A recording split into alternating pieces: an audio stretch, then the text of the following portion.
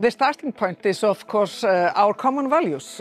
Both the EEA-EFTA states and the EU are committed to safeguard the rules-based international order, free trade, but also protecting democracy and human rights for all. The EEA agreement is a solid framework for our partnership. It has fostered prosperity and growth for more than 30 years for all the 30 countries. Also, we welcome that today the foreign minister of the EEA-EFTA states and also my dear friend Kaja Kallas, we have signed already a joint statement on strengthening our foreign and security policy cooperation.